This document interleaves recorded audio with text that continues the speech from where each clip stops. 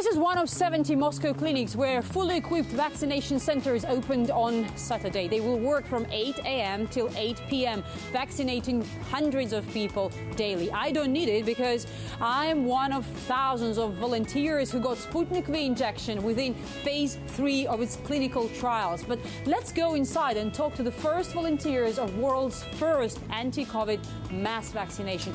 By the way, I still need to wear my mask. Oh, it's crowded here. Vladimir Putin earlier said that teachers and doctors will be the first to receive Sputnik V. Of course, it's all on a voluntary basis, but not everybody can get injection. A candidate should be in good health first, of course, aged between 18 and 60. And this is why first all newcomers should see a physician. Oh, this is the candidate. They first need to be checked to see if they qualify.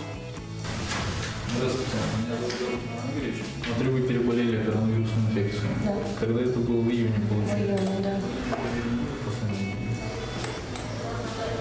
Вы врач?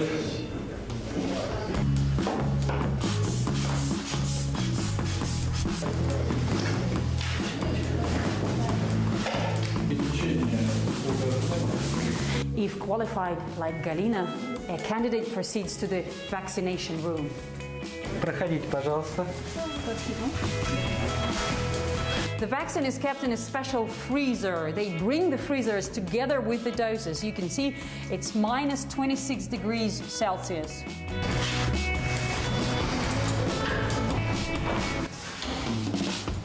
After the freezer, the vaccine should stay in the room temperature for 10-15 minutes, meaning we have some time to talk to Galina.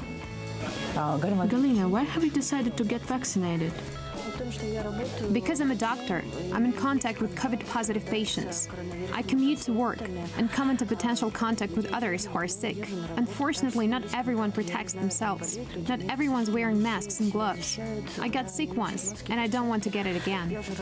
How was it when you were ill? Thank God, not too heavily. I had atypical pneumonia, not too severe thanks to my good immunity. But I saw how people were sick, with hospitalizations and intensive care and needing lung ventilators. And I don't want to see this anymore or become such a patient myself. Sputnik V is in phase 3 of its clinical trials still, but interim early results showed that the drug is 95% effective 42 days after the first shot.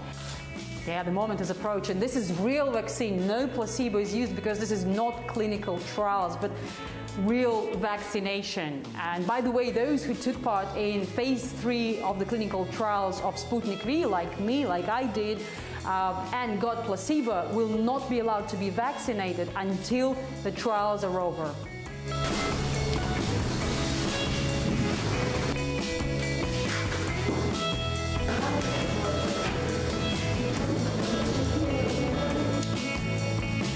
Galina, how do you feel? Great, good. Do you feel any pain? No, it's just like any other vaccine. Great, congratulations. Thank you.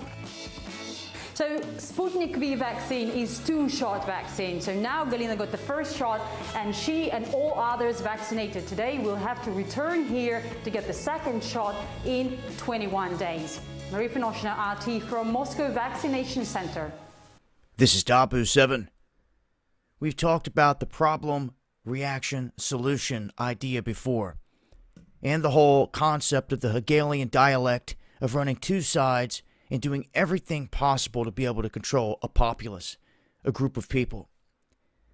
Well, in this instance, with all the lockdowns, what we've seen here is not just a control mechanism, but we've seen the other side of this whole thing in terms of people not being able to handle it and taking their own lives, depression setting in, people losing their jobs left and right. And you can only kind of suspect that another round of what we saw already isn't going to be good. We've seen the number of suicides skyrocket in connection with all this. And after this carries on for some time, you get to a point to where people start to become desperate. They want to do anything and everything that they can to try to get back that little bit of normalcy, the life that they used to know. And in doing so, they fall for the trap. They fall for the trap of taking the bait of exactly what the creator of this whole mess wanted. They wanted you to bow down, to succumb, and to do what they wanted, to do everything that they say. And this is how we cannot live. We cannot just bow down into submission because of these things being pressed upon us. But yet this is what we're seeing. And I'm just here to let you know that more and more people around you are probably going to buckle in the days, weeks, months, and years to come because they can't handle the pressure. Because they just want to get back to normalcy. They don't want the stress on them. They just want it lifted. What they're going to find is sometime after they go in, they get that vax or whatever, there's going to be other stresses that come. I hope people are thinking these things out thoroughly before just jumping to conclusions or running toward a savior, so to speak, in this crisis. One that would not be real. It would all be by design. So that is exactly what a new wave of lockdowns are doing.